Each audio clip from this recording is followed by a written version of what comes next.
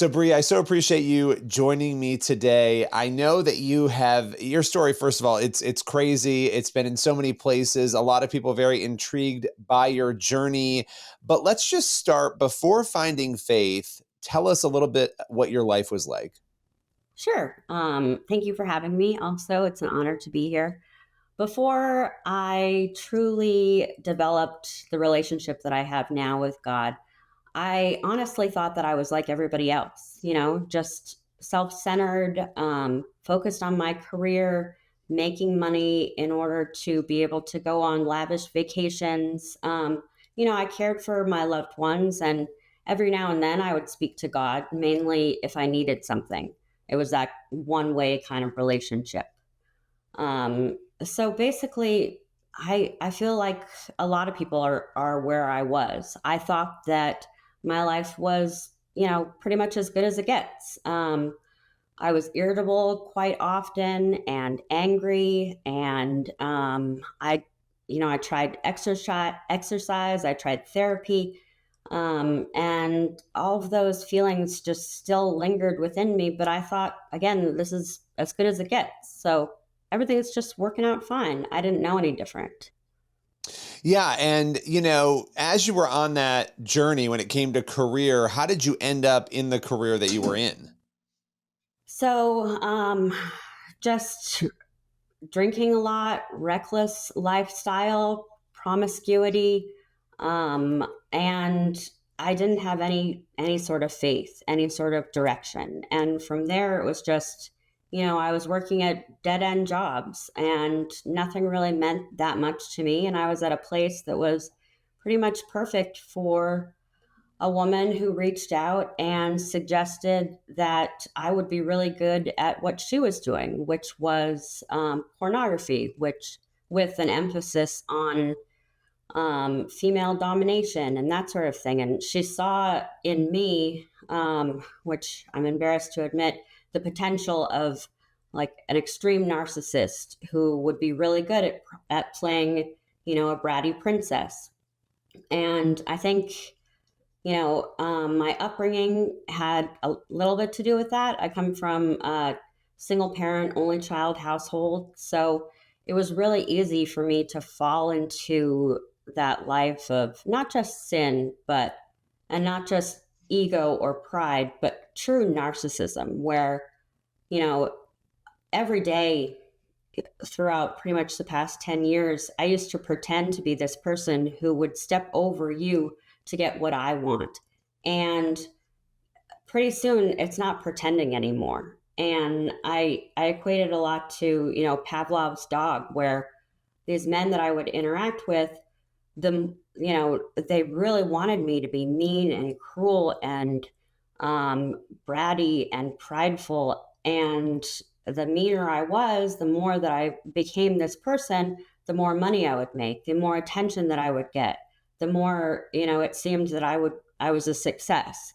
And so it's really, like Pavlov's dog, where you just keep on giving me this recognition, then I'm just going to keep on striving to be that person. And pretty soon, before you know it, you really are that person.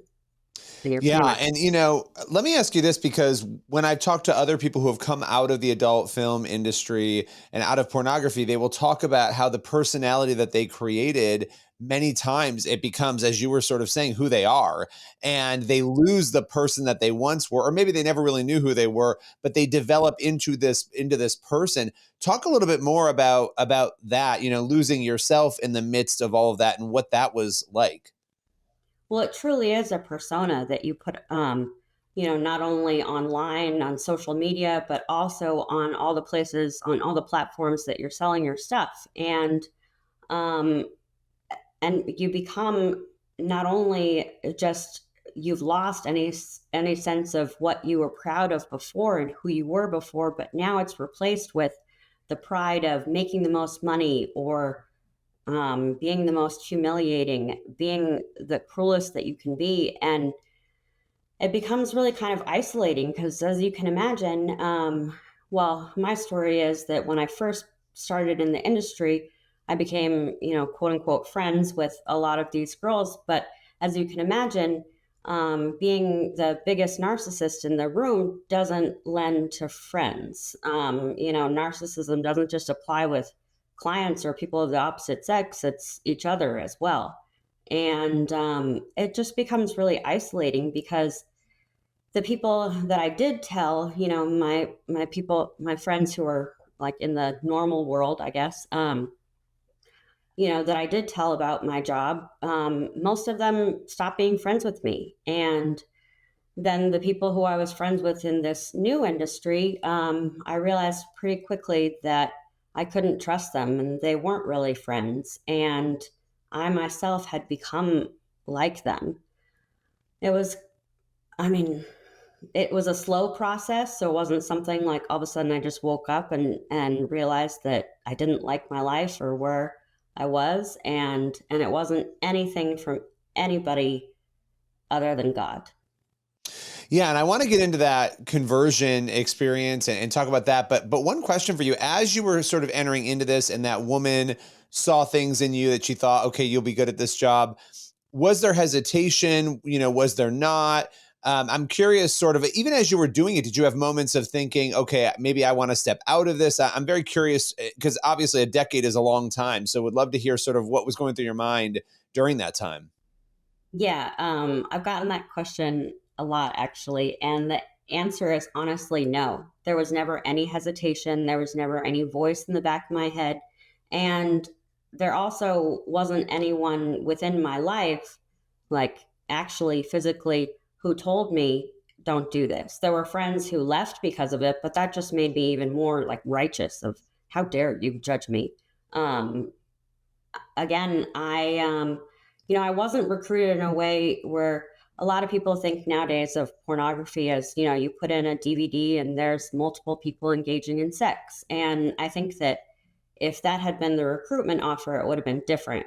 But one thing that I'm kind of trying to spread around to people who are of an older generation, especially parents, is that this is no longer, your grandma's porn. It's interactive, it's hypnotic, it's designed to be addictive, and it's most often done, with just one person as a POV. And so that's how it was presented to me: is you could be your own boss, you could create all this content, just you and your living room.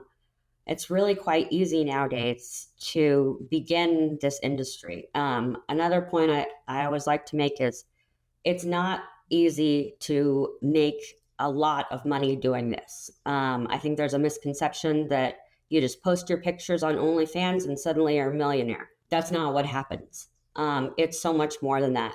It's so much more of yourself than that. And I think just after a little while, you become that person, and really, um, there's there's nobody in your life saying don't do this, and there's no real nagging feelings because it's all reward. I would get the only detrimental feedback that I would get is from social media, people calling me names that I probably can't repeat here. Um, and again, I would just think of those like that's not real. Those aren't Right. people who actually care about me. It's not like somebody sat me down and said, you're worth more than this. What you're doing is dirty, and it in the long run, that you're not going to feel good about this. Maybe not today, and maybe not tomorrow, but eventually, and that's really a big part of my story too. Is I did this for 10 years, and I've said previously that eventually you just feel trapped. I'm sure that there are many, many other women who felt much more trapped than me. I didn't feel, hysterical, or, I didn't have some kind of nervous breakdown or anything like that. But at a point, you do feel trapped in a sense that you've been doing this for so long, and what are you going to do now?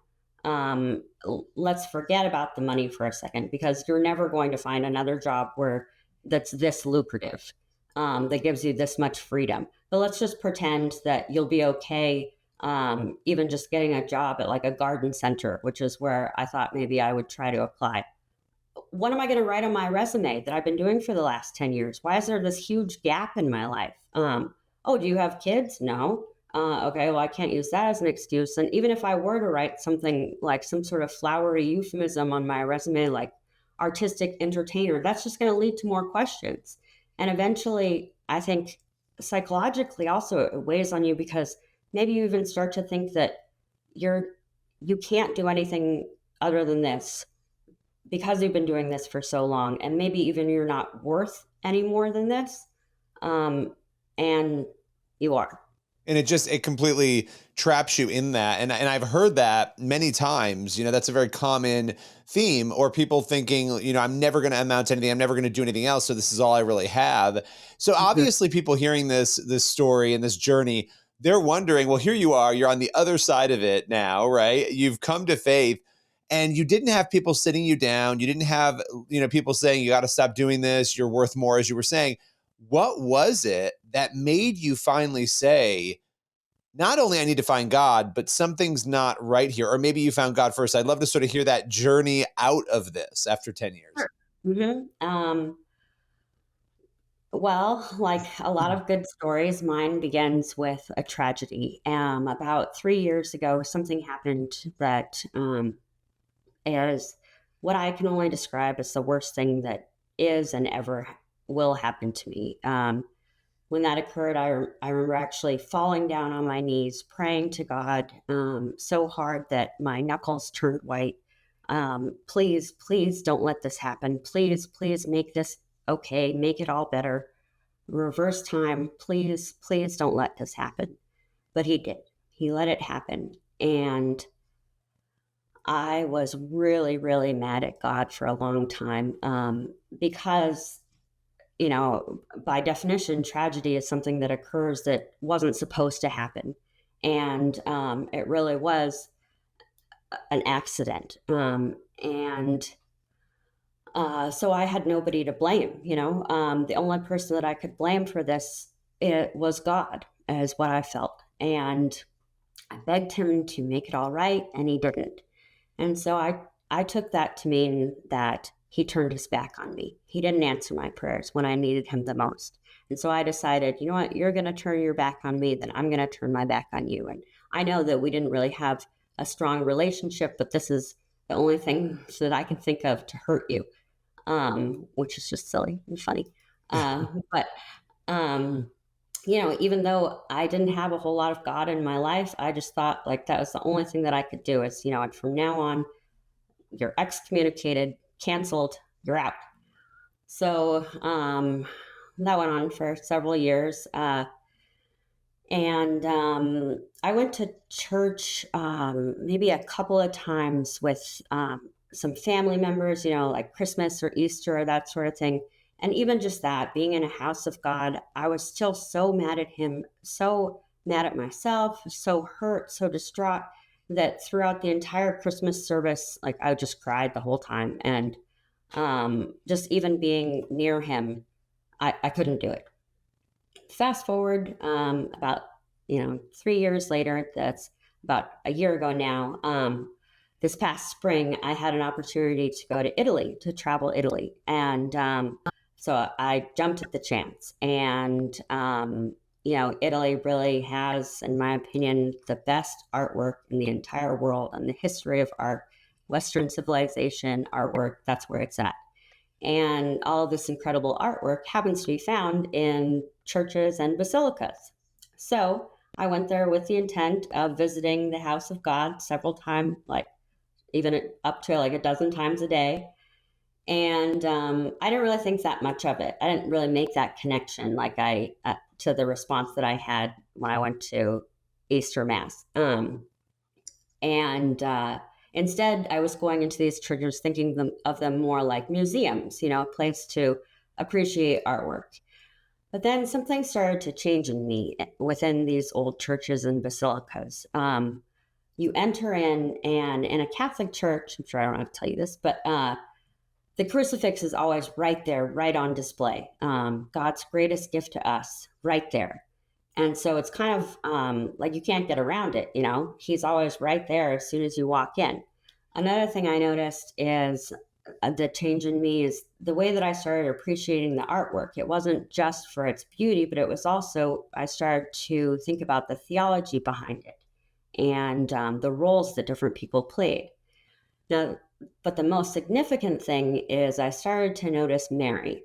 Um, I was raised Lutheran and didn't really have like a super strong upbringing of the faith. I went to church every Sunday. I was active in youth group, but really quickly fell away from that and had no relationship whatsoever to Mary. I basically had no idea who she was other than, Mother of God. Um, but in these Catholic churches, basilicas, she was always there, but she wasn't right on display like the crucifix was. She was always kind of somewhere a little more humbling, like in an alcove or an adjacent, cathedral area somewhere. And so going into these places, I started to seek her out and started to kind of talk to her. And I noticed her also not just in churches. In Italy, she's everywhere. She's in these like tiny paintings on street corners. And I noticed her on like a barista's bracelet. I'm like, is this woman stalking me? Maybe there's something to it. So since she kept, following me around, I thought, well, I'd at least acknowledge her. This is going to be kind of awkward at this point. So I'd go into these churches. I'd acknowledge the crucifix. I'd look at the artwork, and then I would go and seek out Mary. And I started talking to her, and I would say, first of all, it's just hello. It's nice to meet you. And then I started kind of opening up to her, and especially about my tragedy and what I had gone through. Very quickly, we became close friends. She has gone through probably the greatest tragedy in the history of the world. And she went through it with grace and with beauty and with dignity. And she never questioned it. She accepted it immediately. And I wanted to be like that. And I wanted to ask her to help me to be more like that with my own tragedy. And so from there, really things started to change. And after Rome, I visited Assisi, if for no other reason, because I was totally into St. Francis. I'm an animal lover, and I refer to St. Francis as kind of like a gateway saint. Even non-Catholics have a statue of him in their garden. So went to Assisi for St. Francis, but was really blown away by St. Clare. We have an amazing connection. I had learned about her in the research that I did prior to the trip, but she's always kind of portrayed as like St. Francis's sidekick. If you think of her that way, all of you listening, watching, I urge you to learn more about her. She's an amazing one. I have her right here. She's incredible. But what happened was we had the opportunity to visit her tomb. She has a corpse that is incorrupted, and it's just beautiful. It's in a glass coffin, and you have the opportunity to kneel right in front of her, which I did. Kneeling right in front of her, I closed my eyes and I saw her. She appeared to me. She was right there in front of me, glowing. She was seated. She was wearing this cream-colored gown. And what she said to me, she spoke, and she said something that seems really weird, but it made so much sense to me at the time. She said, "You can put her here." And she gestured to her lap. "See how soft my lap is, how comforting it is. See how soft my forearms are. I'll take her," meaning my tragedy. And I just started weeping. And I felt a relief. I felt a weight lifted from my shoulders. I felt like she was suggesting, you don't have to take on all of this yourself. I can help you with this. And I've since really come to realize that not only was she offering to help me with this, but she was also offering to give it up to God for me. That's something I still struggle with, is giving my suffering up to God. So that was just really intense. Like I said, I felt like I could breathe easier after that, but it wasn't the type of experience where then I was like, bam, okay, Catholic, here we go, sign me up. I'm gonna stop sinning. No, I walked out of that basilica and I remember, like I said, like looking around, everything seemed a little bit different, but at the same time, it was like, okay, so where are we going next? It wasn't like a major conversion right then and there. It was a slow burn.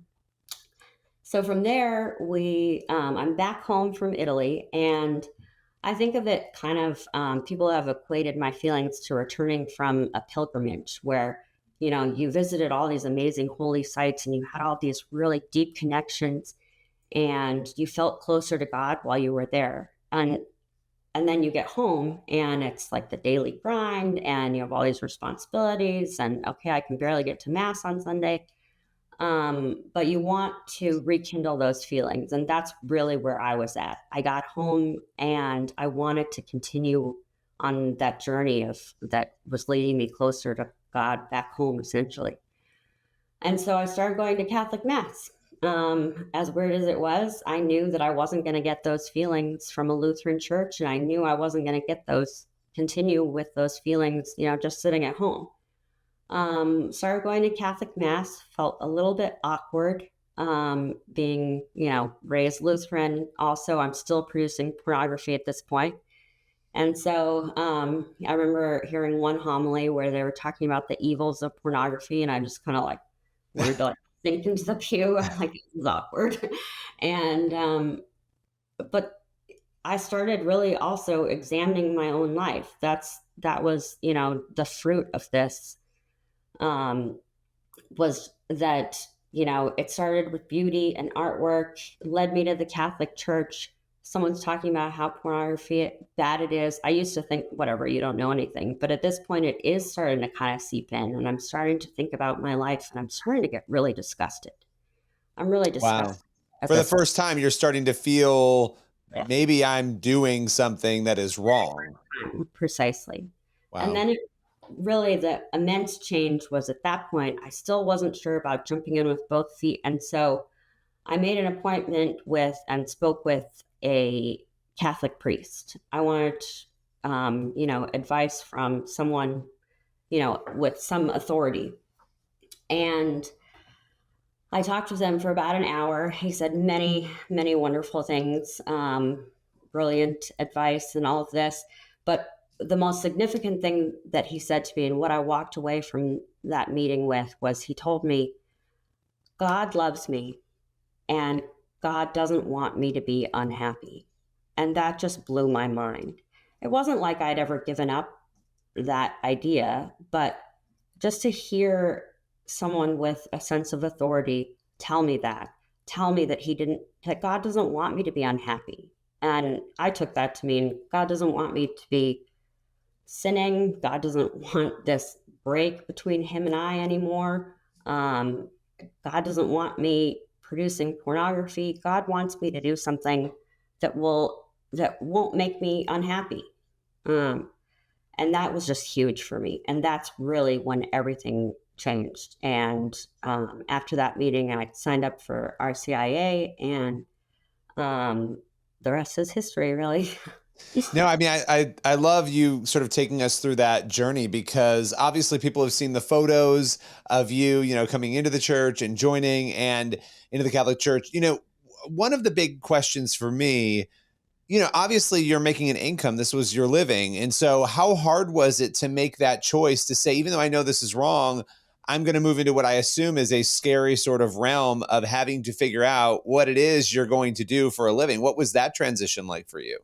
Again, I want to emphasize that I think that it is probably a struggle for a lot of women. And I know this firsthand from the women who have, since my conversion, reached out and, even suggested that they might want to quit. I feel like I was very lucky in the circumstance that I was in, to the point where I was at a place where it was easy for me to just say, I'm going to trust God. But also, I had a lot of savings. So I can understand that for somebody else, this might be much more difficult. But to answer your question, it wasn't a hard decision at all. There were maybe a couple of times every now and then when I would think, what am I going to do for money if, I can't, if I can't get a job, if I can't have any kind of income. I had applied for a few different jobs and nothing really came of it. So that was a little scary, but I knew that I wanted change. I knew that I wanted more God and less yuck. Yeah. Well, and you made that choice. You mentioned people reaching out. Has your story encouraged other people to quit? Obviously, it sounds like your story's encouraged people to think about it at least and to reach out to you. Yes. I can't, I mean, all of this is just incredibly mind blowing to me. The amount of impact that my story has had, and just the opportunity to be a witness to others has been like blessing, doesn't even come close to describing it. Yeah, many, both men and women, have reached out to me either wanting to quit producing pornography and then also wanting to quit consuming pornography. And also, I've also had other just complete success stories where people have reached out and even converted to Catholicism or reverted to Catholicism just because of how much they can see that it's affected me in such a good way, and they want that for themselves. And so that's my favorite part about this whole experience is the people who I've been able to touch, I've been able to inspire. I mean, it's just amazing, and I never thought that it would be this incredible. When you look at yourself, it's only been about a year, which I think is so wild, right? Over the course of this year, when you look at your life before, I had you describe, we sort of started, tell us about your life. When you look at your life now, and you gave us some hints on this, but how have you changed? How has your outlook changed as a result of this journey? Okay, so everything from tiny little details to huge things. Now, when there are things in my life that, like our cat just recently passed away, I wouldn't call that a tragedy. She was 15, but it was it was nice. It was beautiful. I wasn't hopelessly depressed and thinking about like all the times that I could have paid more attention to her but didn't. That's because of this transformation right there. Another thing that I notice is when I'm driving, I'm from the West Coast. I now live on the East Coast, and I live in New England, where it's not just me. There's statistics. These are the world's worst drivers, and I used to just rage all the time. And now, ever since I put a rosary in my rearview mirror, I haven't had a single rage out. And I know that's just the grace of God, but also, and there's really only been one time that I've had to call on it, where I'm about to, throw F bombs and honk the horn, and do all sorts of nasty things. And then he's right there looking at me on the crucifix, like, really? He's kind of shaking a little bit. Yeah, I'm like, okay, okay. And I mean, even like, uh, when I interact with people, I recently held the door open for someone at the gym and he didn't say thank you. And the Bree that I was before would have totally ripped into him, probably like said something like, "You're welcome," something super snotty like that. But my immediate thought was, "Oh, bless him. He's the type of person who needs the door held open for him. Who is this woman?" Like I blow my own mind of like how, and then I stop and I'm like, really? Did you really honestly just think that? And you really mean it too? Yes, you did. Wow. Who are you? Yeah, there's many, many different occasions when God is working through me, and this peace and this love and this joy that I have in me, it can't help but just seep out everywhere.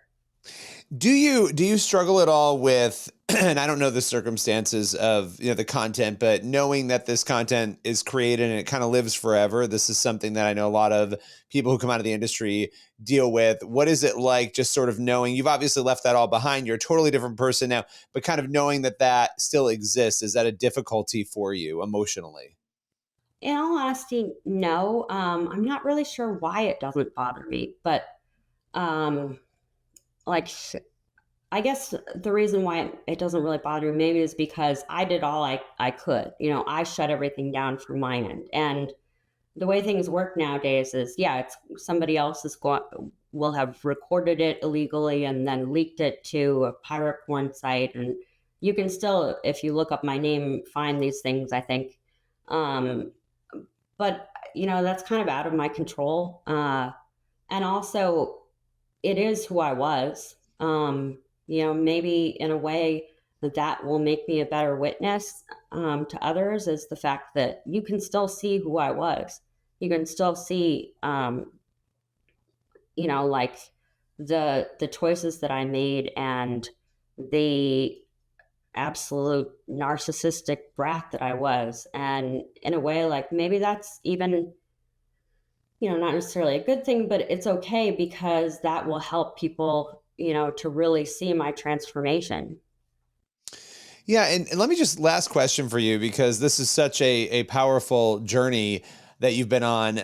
If you could speak to somebody who's where you were 2 years ago, right, 3 years ago, right now, and maybe it's not just in the adult film, in the porn industry, maybe it's somewhere else, but what would you say to them to help them see the light? Several things. First, I'd like to pull at his or her heartstrings and say that God doesn't want you to be unhappy, and God doesn't want you to continue to either produce something just for a moment of lust or consume something for that same reason. You are made for more than this. You are a child of God. He wants you to respect yourself, and I want you to respect yourself. If you need any kind of assistance, by all means, please reach out. And from the statistical point of view, not so much heartstrings, but this is going to damage you. It is already damaging you. The lifestyle that you're leading, the things that you're watching, consuming, things that you're doing to yourself. And also, if that's not enough, pornography is directly linked to sex trafficking. Think of, the video that you're watching. It could be shown to some, 10-year-old child in order to instruct him or her on how to perform these things. Like, think about that. And then ideally, your libido will shrink because, I mean, that's just the most horrific thing. And they are directly linked. If for no other reason that you should stop producing and consuming pornography, think of all the different ways that it's so detrimental to our world, our civilization, our society.